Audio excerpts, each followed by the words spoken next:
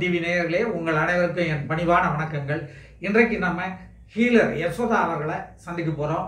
Healer Yashoda எதை பற்றி நம்மளோட பகிர்ந்து கொள்ள போகிறார்கள் என்றால் ஆன்மீக விஷயங்களை மிக தெளிவாகவும் நமக்கு புரியும்படியும் அவர்கள் சொல்ல இருக்கிறார்கள். அதை பற்றி அவர்களிடம் கேட்போம். வாங்க.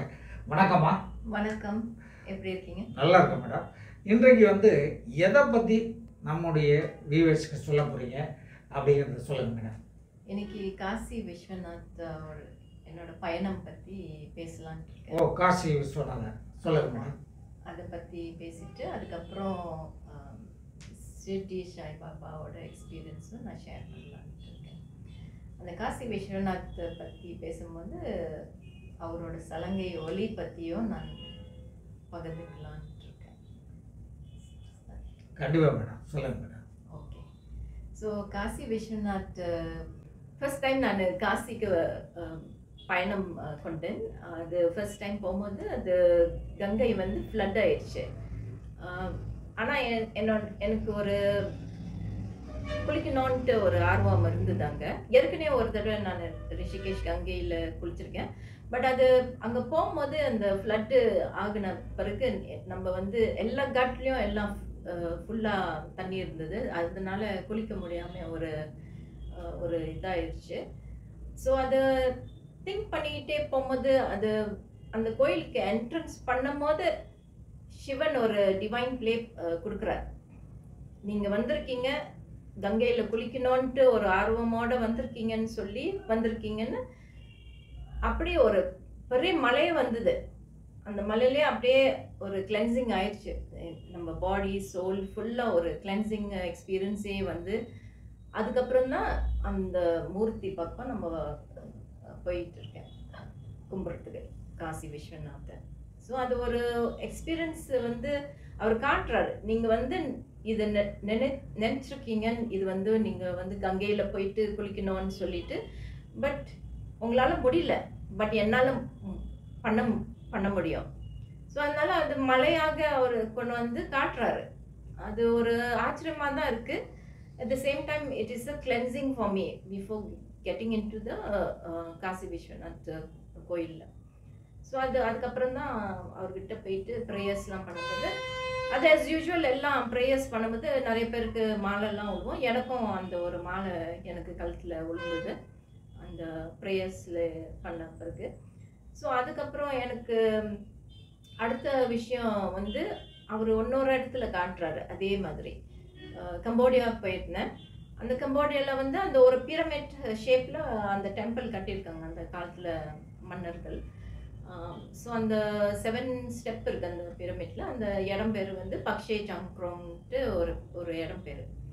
ஸோ அங்கே நுழையும் போது அதுக்கு முன்னாடி ரொம்ப வெயிலாக இருந்தது. ஆனால் அவர் காட்டுறாரு அவரோட ப்ரெசன்ஸ், அங்கே அவர் இருக்காருன்ட்டு. ஸோ அது அப்படியே ஒரு தூறல் வந்தது. அந்த தூறலில் அந்த கனெக்ஷனுக்கும் அந்த சிவா காஷி விஸ்வநாத் டெம்பிளுக்கும் கோயில்லையும் எனக்கு அது ரெண்டும் ஒன்றா பார்க்கும்போது அவரோட ப்ரெசன்ஸ் அங்கே இருக்குது. அவர் வந்திருக்காரு, அவர் காட்டுறாரு அவர் இருக்காருன்னு அந்த இடத்துல. ஸோ அதுக்கப்புறம் தான் அந்த என்ட்ரன்ஸே நான் உள்ளே போகிறேன் அந்த பிரமிட்டை பார்க்கறதுக்கு. அதுக்கு முன்னாடி இதெல்லாம் அவர் காட்டுறாரு நம்மக்கிட்ட காட்சியாக. இது ஆகலாம், இது செய்யலாம், நீங்கள் என்ன நினைத்தாலும் நான் உங்களுக்கு செஞ்சு கொடுப்பேன், நான் உங்களை ப்ரொடெக்ட் பண்ணுவேன், நான் உங்களை டேக் கேர் பண்ணுவேன். ஸோ அடுத்தது ஒரு வாட்டி நான் ஓம் நம சிவாயா மந்த்ரா கேட்டுக்கிட்டே அப்படியே ஒரு சண்டேல அப்படியே கேட்டுட்டு அப்படியே தூங்கிட்டேன். கண்ணு மூடிக்கிட்டே தான் நான் கேட்டுட்டு இருந்தேன். அது அப்படியே அப்போ கேட்கும்போது அவர் வருது சத்தம் கேட்குது, சலங்கை சத்தம். ஒரு பரதநாட்டியம் டான்ஸராக இருந்தது, எனக்கு ஒரு எக்ஸ்பீரியன்ஸ் இருந்தது. ஸோ அதனால் அது சலங்கை ஒலி தான் எனக்கு கரெக்டாக தெரியும். அது வேறு யாருமே இருக்க முடியாது, அது சிவனை தான் இருக்கணும். பிகாஸ் அவர் தான் நடராஜர். ஸோ அவர் தான் காஸ்மிக் டான்ஸர்னு நம்ம சொல்கிறோம் இங்கிலீஷில், ஆங்கிலத்தில். ஸோ அவர் அந்த டைம் வரும்போது கதவு வழியாக வெளியே போகிறாரு. அந்த சவுண்ட் கரெக்டாக அது டக் டக் டக் டக் டக் டக்னு வராரு, டக் டக் டக் டக்னு போகிறாரு. பட் அந்த டைமில் வரும்போது என்னால் கண்ணே திறக்க முடியல. கண்ணு திறக்க பார்க்குறேன், திறக்க முடியல. ஆனால் அந்த கண்கள் வந்து அப்படியே அவரை ஃபாலோ பண்ணுது, திருப்பி அதை ரிட்டர்ன் பண்ணுது. அவர் போன பிறகு தான் என்னால் கண்ணே திறக்க முடிஞ்சது. இந்த அனுபவங்கள்லாம் பார்க்கும்போது, சிவனை நம்ம கும்பிடும்போது, அது அவரை திங்க் பண்ணிக்கிட்டு இருக்கும்போது அவரே வந்து காமிக்கிறாரு, இதெல்லாம் நான் எதுக்காக நான் காமிக்கிறேன், இதெல்லாம் நம்மளுக்கு ஒரு பக்தியாக அதிகமாக ஆகும். அவரை நம்பிக்கை வந்து இன்னும் அதிகமாக ஆகும். நம்ம எக்ஸ்பீரியன்ஸும் அவரோட எக்ஸ்பீரியன்ஸ் காட்டும் போது நம்மளுக்கும் ஒரு அந்த எக்ஸ்பீரியன்ஸ் எல்லாம் வச்சு பார்த்தாக்கா எல்லாமே நம்மளுக்கு ஒரு கன்ஃபர்மேஷன் ஆகுது. இவர் தான் சிவன் தான் வந்து காட்டுறாரு, இவர் இருக்காரு. நம்ம வந்து ஒரு ஃபிசிக்கல் ஃபார்மில் இருக்கோம், பட் ஸ்பிரிச்சுவலி அவர் பக்கத்தில் தான் இருக்கார். பட் நம்மளுக்கு ஃபிசிக்கலில் இருக்கும் போது நம்மளுக்கு தெரிய மாட்டுது இதெல்லாம் அந்த ஸ்பிரிச்சுவல் சைட்டில் அவங்க இருக்காங்க பக்கத்துலன்ட்டு. ஸோ அதனால் அது வந்து ஒரு அனுபவம், ஒரு எக்ஸ்பீரியன்ஸ் நான் ஷேர் பண்ணுறேன். பிகாஸ் அது வந்து ரொம்ப இம்பார்ட்டன்ட். உங்களுக்கும் தெரியணும் இதை பற்றி.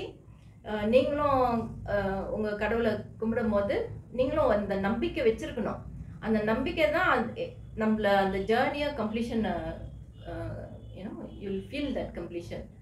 ஸோ அது வந்து ஹோப்ஃபுல்லி உங்களுக்கு வந்து அந்த சேரும்னு இது நான் வந்து ஷேர் பண்ணுறேன். ஸோ அது வந்து உங்களுக்கும் அந்த எக்ஸ்பீரியன்ஸ் இருக்கும்போது நீங்களும் அது வந்து இந்த திங்க் பண்ணுவீங்க.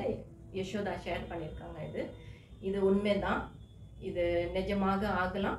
இது வந்து அவர் இருக்கார், அவர் வந்து காமிப்பார், அவர் வந்து ப்ரொடெக்ட் பண்ணுவார்.